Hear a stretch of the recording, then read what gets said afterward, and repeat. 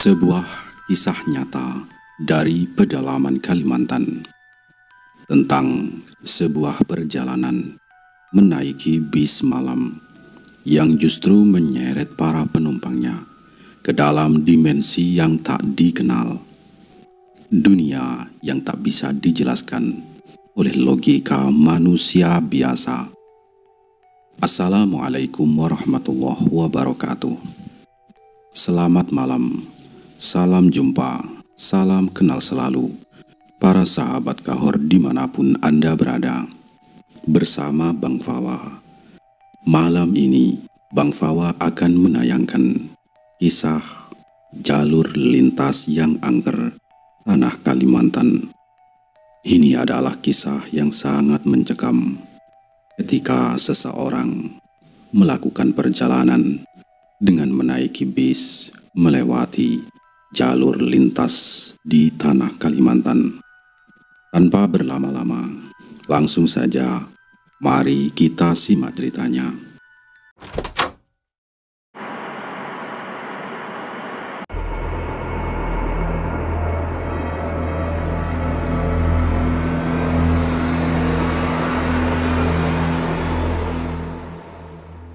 Perkenalkan, nama saya Wandi, panggil saja Wawan. Dan teman saya yang bernama Igun, panggil saja Gung. Semua nama dalam kisah ini telah disamarkan demi menjaga privasi. Kami adalah rekan kerja di sebuah perusahaan perkebunan yang letaknya jauh di pedalaman Kalimantan Timur. Meskipun secara teknis kami belum keluar pulau, tapi rasanya seperti sedang benar-benar merantau. Bayangkan saja jarak antara base camp kerja kami ke kampung halaman butuh waktu tempuh hampir 8 jam dengan angkutan darat yang hanya tersedia 2 kali sehari. Itulah sebabnya kami sangat jarang pulang. Paling-paling hanya kalau ada urusan keluarga yang betul-betul darurat. Selebihnya hari-hari kami habis di tengah rimba, di antara hutan sawit dan jalan tanah merah yang licin kalau hujan turun. Gung, teman saya itu, saya kenal pertama kali saat baru masuk kerja di sini. Awalnya hanya sebatas ngobrol biasa. Tapi hubungan kami mulai dekat ketika kami tahu bahwa ternyata kami berasal dari kota yang sama. Memang beda kecamatan, tapi tetap saja serasa ketemu saudara satu kampung di tanah orang. Meskipun saya tidak tahu persis di mana alamat pastinya. Yang jelas, Gung ini adalah seorang bapak. Ia punya 1 orang anak perempuan yang masih duduk di bangku sekolah dasar. Tapi anehnya, penampilannya gak kelihatan seperti bapak-bapak. Dia masih segar, masih lincah. Mungkin karena memang dia nikahnya dari muda. Jadi kesannya masih kayak bujangan kalau dilihat sekilas. Gung sudah menetap di kota ini hampir 5 tahun. Biasanya dia pulang ke kampung sebulan sekali. Gung sudah menetap di daerah ini hampir 5 tahun. Biasanya dia pulang ke kampung sebulan sekali, tiap kali habis gajian. Hanya untuk menyerahkan rezeki, melepas rindu dan menjenguk anak semata wayangnya. Beda dengan saya. Kehadiran saya di tanah ini lebih karena dorongan keluarga. Di kampung saya, merantau itu sudah seperti tradisi. Hampir semua pemuda akan keluar mencari peruntungan ke kota atau ke perusahaan-perusahaan besar di Kalimantan. Hidup di kampung terasa begitu saja. Jadi, saya pun akhirnya ikut langkah yang sama demi harapan hidup yang lebih baik. Sudah hampir 3 tahun saya tinggal dan bekerja di sini. Walaupun saya belum dikaruniai anak, saya meninggalkan seorang istri di rumah, di kampung halaman. Setiap malam suara hutan yang sepi dan kabar dari istri lewat telepon jadi pengobat rindu, walau kadang tak cukup untuk menenangkan pikiran. Singkat cerita, hari itu adalah hari yang paling ditunggu-tunggu oleh para perantau seperti kami. Hari gajian. Entah kenapa hawa di mes kerja terasa lebih ringan. Senyum para karyawan yang biasanya muram mendadak cerah. Dan kami berdua, saya dan Gung, kerja hari itu dengan semangat yang berbeda. Lebih hidup, lebih berapi-api. "Besok balik kampung ya, Gung?" tanya saya sambil mengangkat kotak peralatan kerja. "Belum pasti, bro," jawabnya sambil menepuk-nepuk debu di celananya. "Kayaknya sih iya, mungkin besok sore. Kamu sendiri gimana? Mau pulang juga?" "Saya mungkin lusa, Gung. Nunggu surat resign dulu. Katanya sih habis gajian ini baru keluar," jawab saya sambil melirik langit yang mulai memerah. "Mungkin aku pulang dan gak balik-balik lagi ke sini," kataku. Aku memang sudah mengajukan pengunduran diri sejak seminggu yang lalu. Bukan karena gaji kecil, bukan pula karena kerjaan terlalu berat, tapi lebih karena hati saya sudah tidak tahan. Cuaca di sini panas dan lembab, sering bikin kepala pening, dan tiap malam suara istri saya di ujung telepon kadang menangis pelan, memohon saya cepat pulang. Itu yang bikin dada makin sesak. Sore itu sepulang kerja, seperti biasa kami jalan kaki menuju mes. Jaraknya memang agak jauh dari tempat kerja. Hanya butuh waktu 10 menit menyusuri jalan setapak yang dikelilingi semak dan pohon karet tua. Tapi ada yang berbeda dengan Gung, temanku, sore itu. Wajahnya mendadak murung, pandangannya kosong. Dan saat saya coba bercanda seperti biasa, dia hanya tersenyum tipis. Baru saya tahu ternyata tadi dia sempat menerima telepon dari seseorang. Saya tidak mendengar persis pembicaranya, tapi dari raut mukanya, seolah dia sedang menyimpan beban berat. "Kenapa, Gung? Muka kamu kok kusut banget? Gaji kamu dipotong lagi ya?" tanyaku sambil melirik ekspresinya yang tampak berat. Gung menggeleng pelan. "Bukan, bro. Aku mau langsung pulang nanti malam, habis isya kalau bisa." Saya pun mengernyit. "Loh, tumben buru-buru amat kamu." Gung menarik nafas panjang. Suaranya agak berat saat bicara. "Anakku besok harus bayar SPP di sekolahnya. Udah nunggak lama, bro. Tadi istriku menelpon. Katanya kalau besok tidak bayar, anakku gak mau masuk sekolah. Malu katanya. Teman-temannya udah mulai ngeledekin," kata si Gung. Saya terdiam. Kata-kata Gung barusan seperti menghantam ulu hati saya. Saya bisa lihat dari tatapan matanya. Ada kekhawatiran, ada rasa bersalah, dan ada cinta seorang ayah yang begitu dalam. Di situ, saya benar-benar tersentak. Perjuangan jadi orang tua kayak begini ya, batinku. Saya pun mulai bertanya dalam hati, apa saya sudah siap kalau nanti saya punya anak? Apa saya bisa sekuat itu? Sore yang tadinya terasa ringan karena aroma gajian berubah menjadi senyap. Angin yang bertiup dari arah hutan belakang tiba-tiba dingin menusuk kulit. Jalan tanah merah yang kami lewati seolah makin panjang, dan langkah kami pun terasa lebih lambat. Saya memandang Gung lama-lama dari samping. Dalam diam, saya hormat pada perjuangannya. Dan saya belum tahu kalau malam itu perjalanan Gung pulang ke kampung akan menjadi perjalanan yang tak pernah kembali. Sesampainya di mes, Gung langsung sibuk sendiri tanpa banyak bicara. Dia mulai memasukkan pakaian dan beberapa barang ke dalam tas lusuhnya. Saya hanya duduk di pinggir ranjang, memperhatikan gerak-gerinya yang cepat dan terburu-buru, seperti dikejar sesuatu. Sekitar pukul 7 malam, dia pamit. "Paling saya 3 harian aja di rumah, bro. Jadi jangan kangen ya." Hehehe, katanya sambil tertawa kecil.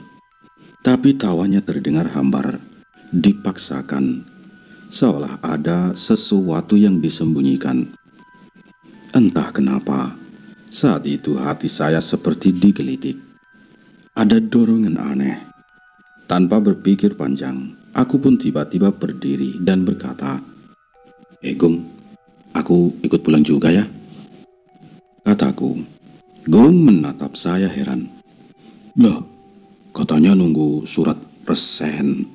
Belum keluar kan?" Saya nyengir, pura-pura santai. "Alah, tahu ah.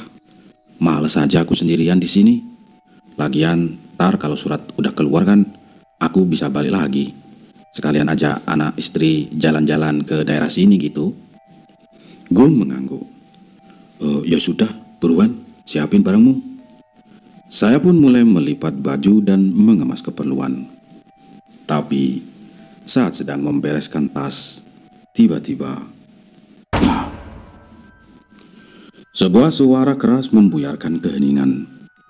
Kaleng plastik tempat kami biasa menyimpan beras jatuh dan pecah begitu saja. Padahal kami tidak menyentuhnya. Kaleng itu diletakkan di pojok dapur kecil dan tidak ada yang lewat atau menabraknya. Kami berdua langsung menoleh. Gung yang lebih dekat dengan dapur segera mendekat dan melihat isinya berserakan di lantai. "Loh, kok bisa pecah ya, Wan? Padahal ini kaleng baru. Belum ada sebulan kita beli," gumamnya sambil mengumpulkan sisa-sisa beras yang tercecer. Saya tidak langsung menjawab. Saat itu, entah kenapa, bulu kuduk saya berdiri. Bun-bun terasa dingin, dan jantung saya tiba-tiba berdegup sangat kencang. Ada hawa aneh di udara, hening, padat, seperti diawasi. Saya refleks mengambil segelas air putih, lalu duduk bersandar di dinding. Nafas saya mulai berat, seperti habis lari jauh. Di luar, angin malam berhembus lembut, tapi daun jendela bergetar pelan-pelan, seolah ada yang berdiri di baliknya. "Gak tahu lah, Gung. Badanku gemetaran. Mungkin karena kelaparan kali ya," jawabku sambil memaksakan senyum. Padahal bukan lapar yang sebenarnya saya rasakan. Ada sesuatu yang aneh di dalam tubuh saya waktu itu. Seperti ada hawa dingin yang merayap dari belakang tengkuk, naik sampai ke kepala. Tapi saya memilih diam. Saya tidak berani cerita kepada Gung. Takut dikira lebay, atau malah dia tidak percaya. Lagi pula saya sendiri juga tidak tahu harus menjelaskannya dari mana. Akhirnya sekitar pukul 8 malam, kami pun meninggalkan mes yang selama ini menjadi saksi suka duka kami di tanah rantau. Langkah kami pelan, menyusuri jalan kecil menuju terminal. Langit malam itu gelap sekali, nyaris tanpa bintang. Tapi kami tetap berjalan dengan niat pulang yang kuat, didorong oleh rindu dan tanggung jawab. Singkat cerita, sesampainya di terminal, kami sempat istirahat sebentar sambil makan malam di warung pojok terminal yang biasa buka sampai larut. nasi bungkus hangat dan segelas teh manis menjadi penutup hari yang panjang. Tak lama setelah itu, bis malam yang biasa kami tumpangi datang. Bis tua berwarna biru pudar dengan suara mesin berat yang khas. Meski sudah tua, bis ini selalu jadi andalan para perantau yang ingin pulang kampung dengan ongkos terjangkau. Kami pun naik, memilih kursi di bagian tengah, tempat yang paling nyaman menurut kami. Tapi malam itu, suasana bis terasa berbeda. Sepi. Dari sekitar 50 kursi, hanya terisi 8 orang, termasuk kami berdua. Lampu dalam bis redup, dan hawa di dalamnya terasa lebih dingin dari biasanya. Mungkin karena badan kami sudah lelah seharian bekerja, kami jadi tak terlalu peduli. Gung duduk di samping jendela, memejamkan mata sejak awal. Saya pun ikut bersandar, membiarkan rasa kantuk perlahan menarik kesadaran saya. Tapi belum sempat benar-benar tertidur, perasaan itu datang lagi. Hawa dingin, seperti ada sesuatu yang ikut naik ke dalam bis. Saya belum lama tertidur saat tiba-tiba terbangun karena bis yang kami tumpangi berhenti mendadak. Awalnya saya mengira kami sudah sampai di persimpangan kota, tempat biasa bis berhenti sejenak untuk istirahat. Tapi setelah saya melongok keluar jendela, gelap.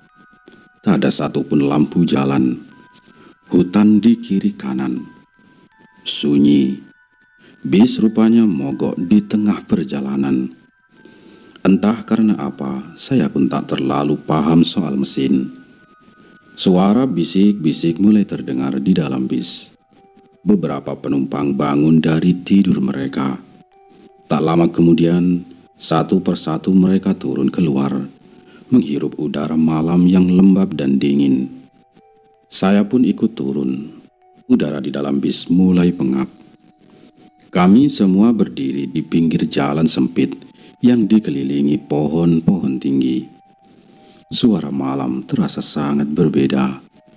Tidak ada suara jangkrik, tidak ada hembusan angin, hanya senyap, sunyi, seperti dunia mendadak mati sesaat. Waktu itu sudah hampir 1 jam bis tak kunjung menyala lagi. Sopir dan kondektur tampak mondar-mandir, tapi tidak memberikan penjelasan apa-apa. Lampu-lampu jalan yang biasa kami lihat di rute ini tidak ada sama sekali malam itu. Seolah-olah kami berada di jalan yang bukan jalur biasa. Saya berdiri agak menjauh dari yang lain, bersandar pada pohon karet tua. Dalam hati saya mulai memikirkan kembali kata-kata Gung tadi siang tentang anaknya, tentang SPP, tentang rasa malu yang dirasakan sang putri kecil karena belum bisa bayar sekolah. Ternyata seberat itu ya jadi ayah. Gumam saya dalam hati, sampai harus kerja keras, melawan lelah, naik bis malam kayak gini, cuma buat anaknya bisa tetap sekolah. Saya melihat Gung dari kejauhan, sedang ngobrol dengan seseorang, sepertinya kondektur bis. Raut wajahnya terlihat gelisah. Dia mengangguk-ngangguk kecil, lalu menyeka keningnya. Lamunan saya terputus saat melihat dia mulai melangkah ke arah saya. Wajahnya kembali terlihat murung, bahkan lebih berat dari sebelumnya. Ada semacam kekecewaan dalam sorot matanya. "Kenapa, Gung? Tak bisa nyala juga?" tanyaku begitu dia sampai di sampingku. Dia menghela napas panjang, tapi belum sempat dia menjawab. Dari balik semak-semak di pinggir jalan, terdengar suara lirih. Suara perempuan memanggil-manggil. seolah minta tolong. Mas, tolong mas, tolong. Aku tidak menggubrisnya. "Naik bis lain aja yuk, Wan," kata Gung sambil mendekat. Suaranya pelan agak serak. "Katanya bis ini mogoknya parah. Kita disuruh nunggu. Sopir lagi hubungi bis pengganti yang mau lewat sini." Saya menoleh padanya, heran melihat wajahnya yang makin kelihatan kusut. "Ya, gak masalah dong. Tinggal nunggu aja. Toh nanti juga dijemput. Urusan beres. Tapi serius, kenapa wajah kamu jelek sekali gitu?" Guru saya sambil mencoba mencairkan suasana. Tapi Gung tidak tertawa. "Iya juga. Kalau nunggu bis lain katanya bisa sejam, bahkan 2 jam bro. Bisnya masih jauh. Aku takut bro kalau besok sampai rumah lebih dari jam 7 pagi. Anakku tak sempat sekolah. Dia bisa malu lagi." Saya terdiam sejenak, menatap wajahnya yang penuh kekhawatiran. Gung menarik nafas dalam, lalu melanjutkan bicara dengan nada serius. "Kalau kamu mungkin bisa sampai rumah jam 4 subuh. Tapi aku masih harus naik angkot lagi hampir sejam. Itu juga kalau gak banyak ngetem. Dan kita juga belum tahu bis penggantinya bakal datang jam berapa." Saya mengangguk pelan, mulai paham kekhawatirannya. Tapi sebelum saya menjawab, angin malam tiba-tiba berhembus lebih kencang. Aroma aneh tercium, seperti bau tanah basah dicampur bau dupa yang samar. Saya langsung menoleh ke arah hutan di samping jalan. Gelap, bahkan terlalu gelap. Saking gelapnya, saya bahkan tidak bisa melihat pohon-pohon yang tadi terlihat jelas. Suara malam pun lenyap. Tak ada jangkrik, tak ada daun berdesir. Saya menelan ludah. Ya sudahlah. Terus kita mesti gimana, Gung?" sahutku akhirnya. Gung belum menjawab. Matanya masih terpaku ke arah semak-semak di seberang jalan. Karena dari balik semak itu, suara itu kembali terdengar. Pelan, seperti bisikan, seperti lirih seseorang yang memanggil. Wan. Gung terlihat terburu-buru. Tanpa banyak bicara, dia langsung berjalan menuju kondektur. Saya hanya memandangi dari kejauhan, mencoba menebak-nebak apa yang sedang dia bahas. Beberapa menit kemudian, dia naik ke dalam bus. Saya mengira dia mau ambil sesuatu. Dan benar saja, tak lama kemudian, dia turun sambil membawa tas saya. "Yalah, kamu bawa tas saya, Gung?" tanya saya kaget. "Udah, ikut saya. Kita jalan saja. Gak usah nunggu bus pengganti. Terlalu lama bro.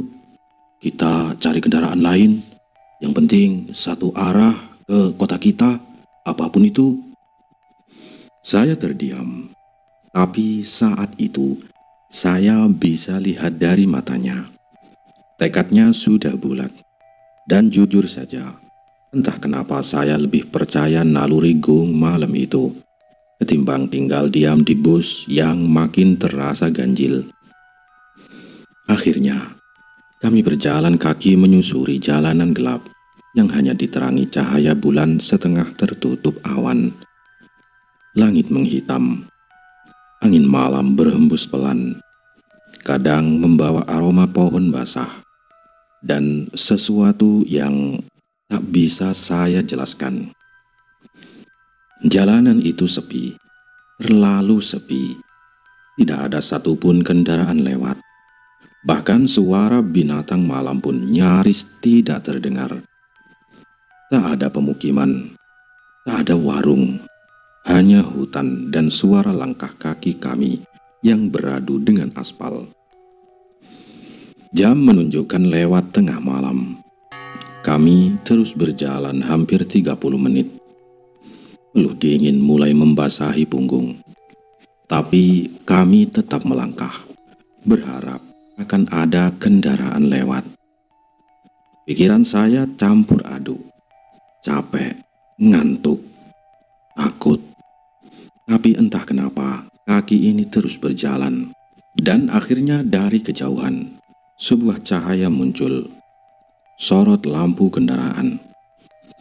Mata kami langsung membelalak. Saya maju beberapa langkah ke tengah jalan dan mulai melambaikan tangan dengan semangat. Itu pasti bis. Semoga searah. Semoga juga bisa berhenti. Lampu itu makin mendekat. Tapi anehnya, tak ada suara mesin. Tak ada suara ban bergesekan dengan aspal. Bis itu melaju pelan, terlalu pelan. Dan saat bis itu mendekat, kami pun mulai sadar ada sesuatu yang sangat tidak biasa dengan kendaraan ini. Bis itu berhenti mendadak sekitar 40 meter di depan kami. Agak kebablasan. Mungkin karena kami tak terlihat jelas dari kejauhan. Atau mungkin sopirnya memang tak menyangka ada dua orang di tengah jalan gelap seperti ini. Igun langsung lari lebih dulu. 5 langkah di depan saya. Dia tampak sangat bersemangat. Mungkin karena merasa harapan akhirnya datang juga. Saya ikut lari, tapi baru beberapa langkah. Jantung saya berdegup kencang. Ubun-ubun saya tiba-tiba dingin. Dingin seperti saat di mes tadi, waktu kaleng beras tiba-tiba pecah. Ada sesuatu yang kembali terasa salah. Langkah saya melambat. Saya tak lagi berlari, hanya berjalan cepat sambil menenangkan napas. Sudahlah, pikir saya. Supirnya pasti tahu saya juga ikut, gak perlu terburu-buru. Tapi semakin dekat dengan bis itu, perasaan saya semakin tak karuan. Dada saya sesak, urat-urat di tengkuk seperti ditarik kencang. Dan telinga saya mulai berdenging. Kencang, menyakitkan. Saya berhenti sejenak, menelan ludah. Ada yang salah dengan bis ini. Saya tahu itu. Saya merasakannya.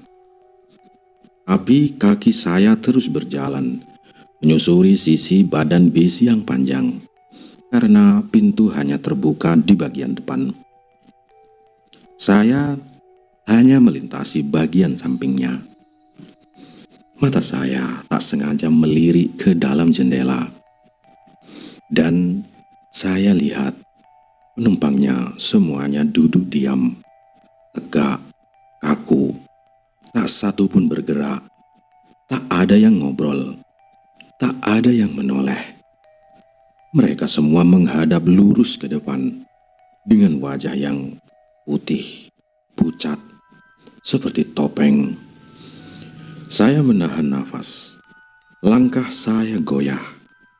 Tiba-tiba, salah satu dari mereka menoleh. Perlahan, sangat perlahan. Matanya kosong. Bis itu tidak seperti bis-bis yang biasa kami tumpangi. Warnanya pudar, kusam, seperti terkena hujan dan panas bertahun-tahun tanpa perawatan. Bodi besinya berkarat di beberapa sudut. Stiker tulisan nama busnya pun sudah terkelupas, tak terbaca. Seperti identitasnya sudah hilang ditelan waktu. Dan saat kaki saya akhirnya menapakkan langkah pertama ke dalam bis itu, segalanya berubah.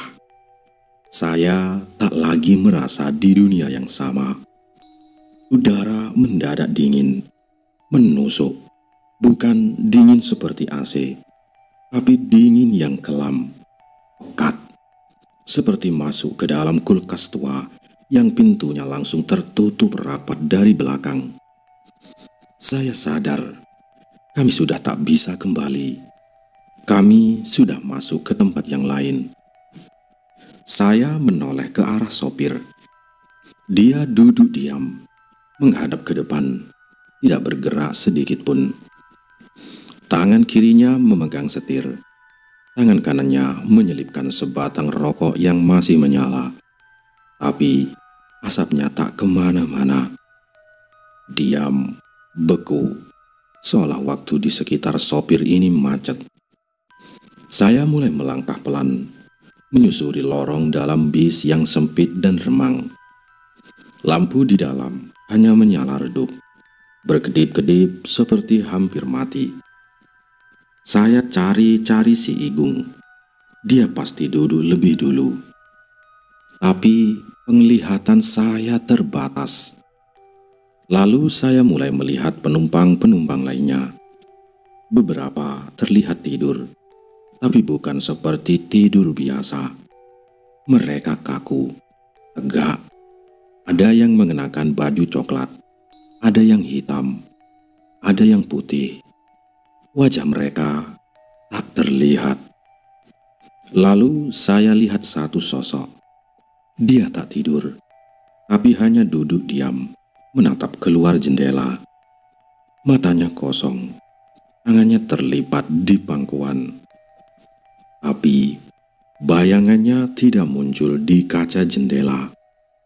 Iya, dia tidak punya bayangan. Saya mulai gemetar. Saya ingin memanggil si Igung, tapi tenggorokan saya tercekat. Suara saya seperti hilang ditelan udara dingin bis ini. Saya tahu bis ini bukan bis biasa, dan para penumpangnya bukanlah manusia biasa. Tiba-tiba dari ujung lorong yang suram itu, saya melihat Igun. Dia melambaikan tangan. Wajahnya samar-samar tertangkap oleh cahaya lampu yang redup di langit-langit bis. Dia duduk di kursi nomor 2 dari belakang, di sisi jendela. Saya paham maksudnya. Lalu berjalan ke arahnya. Langkah kaki saya menggema pelan di lantai bis yang berderit setiap diinjak. Karena Igung lebih dulu naik, dia yang duduk di sisi kaca. Saya duduk di sampingnya kursi lorong. Dan karena bis ini kecil, hanya 2 kursi per baris. Posisi duduk kami memungkinkan saya untuk melihat seluruh isi bis dari belakang. Dan saat saya duduk, hawa langsung berubah. Panas, seperti duduk di atas tungku yang menyala dari dalam jok. Napas terasa berat. Pakaian saya basah oleh keringat hanya dalam hitungan detik. Bis ini tadi seperti kulkas, tapi sekarang seperti oven tertutup yang membakar perlahan. Saya merasa ada yang salah dengan tempat ini. "Bung, ini Pus mau kemana sih?" tanyaku sambil menyeka keringat di leher. "Sudah aku tanya tadi," jawab Igung tanpa menoleh. "Katanya ini langsung ke kota kita, gak berhenti, patas." Saya mengangguk pelan, tapi hati saya belum tenang. "Tapi aku kok gak pernah lihat bis kayak gini, Agung?" tanya aku lagi. Igung hanya tersenyum tipis. Matanya tetap menatap keluar jendela yang gelap. "Udah gak apa-apa," katanya. "Yang penting kita sampai rumah. Aku sudah bilang juga ke kondekturnya, kamu turun di depan masjid besar itu ya, kayak biasa." Saya menoleh keluar jendela. Tapi yang saya lihat hanya hitam. Bukan jalan, bukan lautan. Hanya kegelapan yang tak bergerak. Rumah saya sebenarnya tak jauh dari jalan utama. Karena itu, saya cukup hafal dengan bentuk-bentuk bis yang biasa lalu lalang di jalur ini. Tapi bis yang sedang saya tumpangi malam itu tidak pernah saya lihat sebelumnya. Ada yang aneh, bentuknya berbeda, getarannya berbeda, atmosfernya lain. Igung tampak sudah terlelap di kursinya. Sementara saya memilih untuk tetap terjaga. Bukan karena tak lelah, tapi karena perasaan aneh itu makin kuat. Semakin jauh bis ini melaju, semakin besar rasa sesak di dada saya, seperti sedang dijauhkan dari dunia nyata. Dan benar saja, setelah hampir 2 jam perjalanan, bis ini mendadak berhenti. Tanpa suara rem, tanpa lampu sein, tanpa aba-aba. Bis ini hanya berhenti. Saya refleks berdiri, mengintip keluar jendela. Gelap, benar-benar gelap. Tak ada lampu jalan, tak ada suara kendaraan lain, tak ada rumah, tak ada jalan aspal. Yang ada hanya pohon, pohon tinggi, gelap, rapat. Ini masih di hutan. Dan saat saya perhatikan lebih seksama, bis ini berhenti seperti ingin menurunkan penumpang. Tapi siapa? Saya melihat ke depan. Tak ada satupun penumpang yang berdiri. Tapi saya bisa mendengar langkah kaki. Pelan, berat, menyusuri lorong tengah bis. Tapi tak ada satupun penumpang yang bergerak. Saya menoleh ke arah Igung. Dia masih tidur. Atau berpura-pura tidur. Saya tidak tahu. Tapi malam itu, saya tahu hal pasti. Bis ini bukan lagi berada di dunia kita. Saya duduk kembali, mencoba mengatur nafas, mencoba menenangkan pikiran yang sudah kacau balau. Jantung saya berdetak begitu cepat, seperti angin melompat keluar dari dada. Saya buka tas perlahan, menggenggam erat tasbih kecil yang selalu saya bawa. Ya Allah, ya Allah, ya Allah. Lidah saya bergetar dalam zikir pelan. Lindungi aku, lindungi kami ya Allah. Tapi ketika saya merasa mulai sedikit tenang, saya melihatnya dari sela-sela kursi. Saya melihat sesuatu yang membuat tubuh saya membeku. 2 kursi di depan kami ada penumpang, tapi bukan manusia. Mereka berpakaian putih, terlalu putih. Tapi bukan putih bersih, melainkan putih kotor, kusam, dan basah. Basah oleh tanah. Tanah yang masih menempel di tubuh mereka.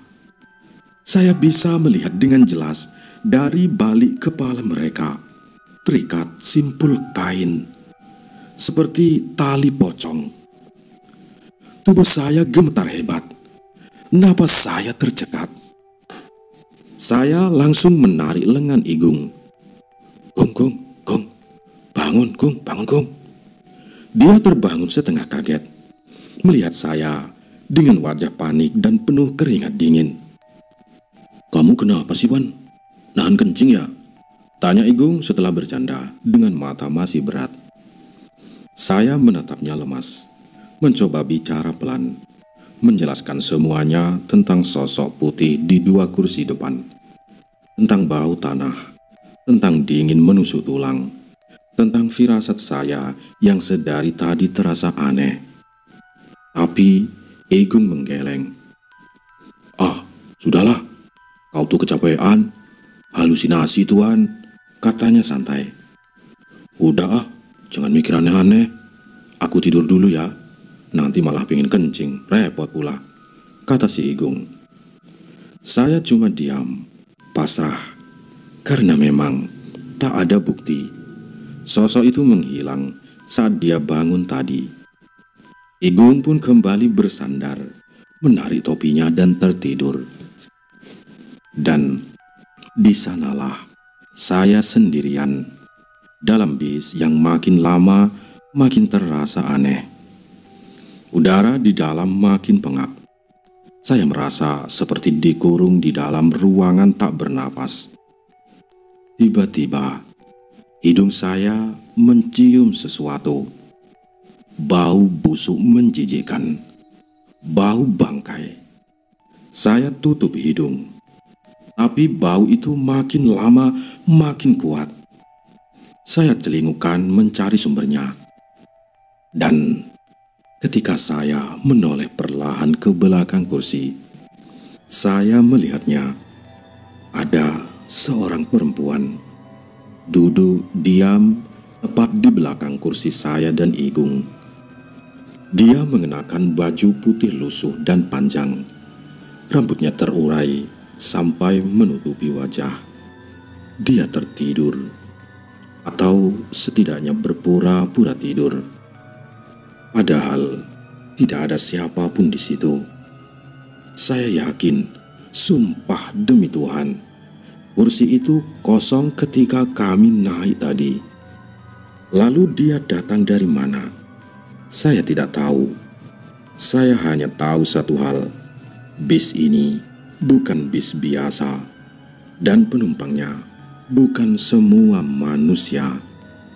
Saya tarik jaket saya ke atas, menutupi hidung, berharap bisa sedikit mengusir bau bangkai yang menusuk. Saya tak sanggup lagi membangunkan Igung. Percuma, dia tidak akan percaya. Sama seperti tadi. Sama seperti semua orang yang belum melihat apa yang saya lihat. Perempuan itu entah kemana, menghilang. Hilang seperti kabut di pagi buta. Tapi aroma kematiannya masih tertinggal di udara. Saya duduk diam, mengunci napas, dan menyelam dalam zikir. Doa dalam hati saya bicarakan, lirih, berharap apapun ini tidak membawa kami ikut masuk ke dunianya. Bis ini terus berjalan, tapi kami seperti tidak bergerak kemana-mana. Tidak ada mobil lain, tidak ada lampu jalan, tidak ada tanda-tanda kehidupan. Hanya pepohonan hitam pekat tak berujung. Dan sesekali bis ini berhenti.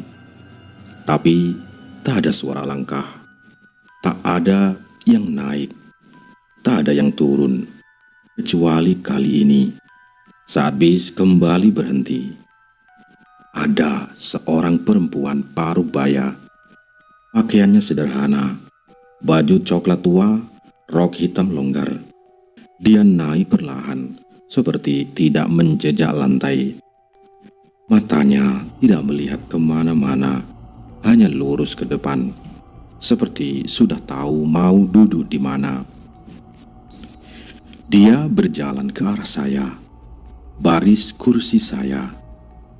Tapi di sisi lain lorong bus, dia duduk pelan, tanpa suara. Saya bisa lihat jelas dari sudut matanya. Tangannya gemetar, rambutnya sedikit berantakan. Wajahnya pucat seperti abu. Saya tidak berani menatap langsung, tapi rasa ingin tahu seperti menjerat. Saya curi pandang, dan saat itulah saya sadar dia tidak punya bayangan lampu dari atas kursi, tidak memantulkan apapun dari tubuhnya. Saya mencoba mengalihkan pandangan, tapi telat. Dia melirik saya sedikit pelan. Tatapan yang kosong, tapi menusuk sampai ke dada. Saya buru-buru tutup mata, berpura-pura tidur. Dan dalam hati saya berbisik, "Ya Tuhan, jika ini mimpi, bangunkan aku. Tapi jika ini nyata, selamatkan aku dan Igung dari tempat ini." Karena agak gelap, saya tidak bisa memastikan apakah dia manusia atau sesuatu yang lain. Tapi rasa penasaran saya jauh lebih besar dari rasa takut waktu itu. Saya pun memberanikan diri untuk bertanya pelan, berharap suaranya bisa jadi penegas bahwa dia itu manusia. Bu, mau turun di mana ya?" tanyaku. Pelan-pelan dia menoleh, dan saya langsung terdiam, terkejut, terdorong ke belakang kursi. Wajahnya bukan wajah manusia, bukan wajah yang pantas dilihat siapapun. Itu wajah mayat. Matanya hancur, pipinya bolong, jidat dan rahang tak lagi bisa dibedakan. Semua seperti daging yang diremukkan, campur tanah dan darah kering.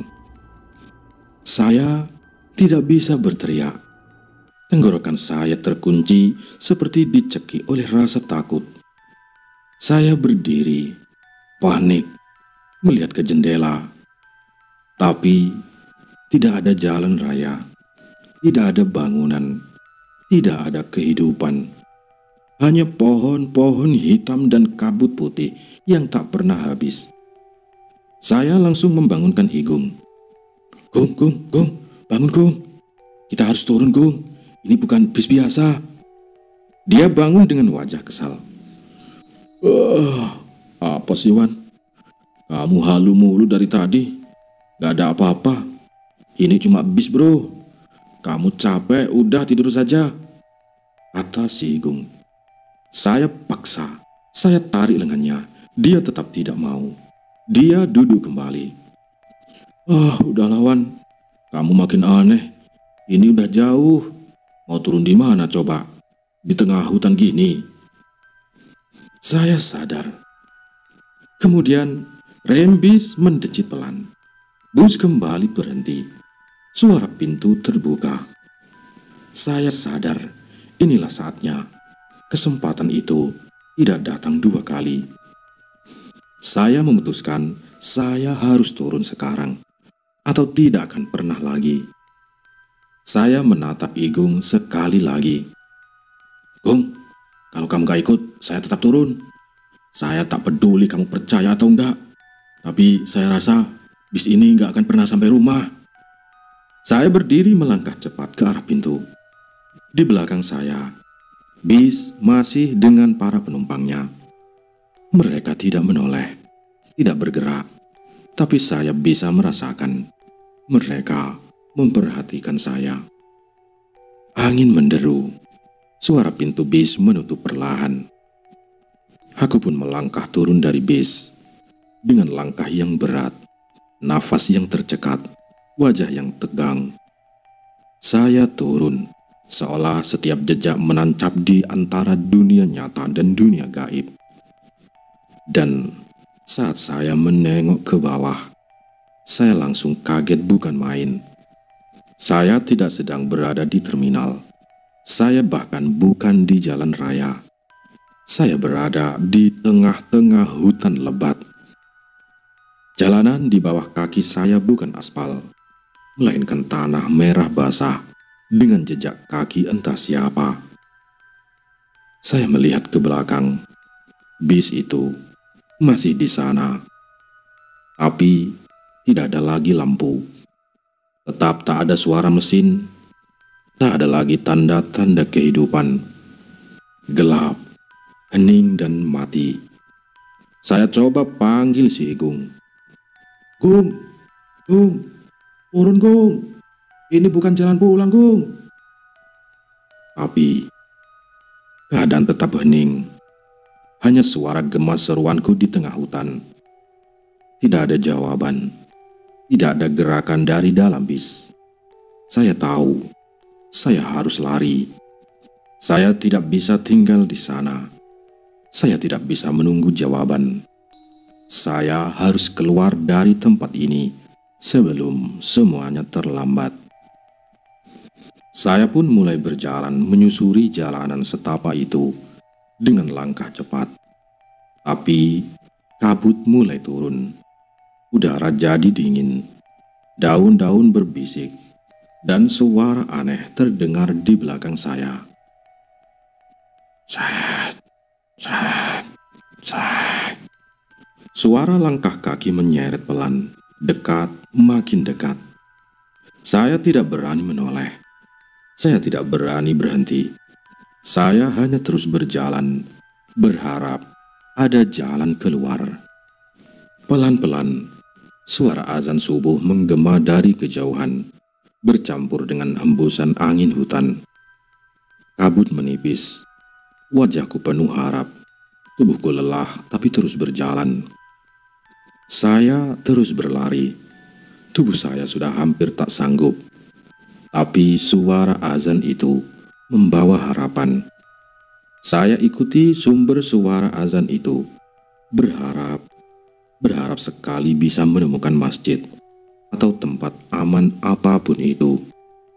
Tapi tidak ada bangunan, tak ada perkampungan, hanya pepohonan, jalan tanah, dan kabut yang seperti tidak pernah habis. Saya terus berjalan hingga akhirnya langit mulai cerah. Kabut menghilang perlahan. Suara azan meredup dan klakson truk dari kejauhan. Saya akhirnya melihat jalanan beraspal, jalan raya. Saya kembali ke dunia nyata. Saya berlari ke arah jalan itu. Dan tidak lama kemudian sebuah truk melintas. Saya hentikan. Saya lambaikan tangan. Sopirnya buka kaca dan terkejut melihat saya yang lusuh penuh lumpur. "Ayo mas, ayo sini," katanya. Saya pun naik dan di dalam truk itu baru saya benar-benar sadar. Saya tadi berada di dalam hutan Kalimantan.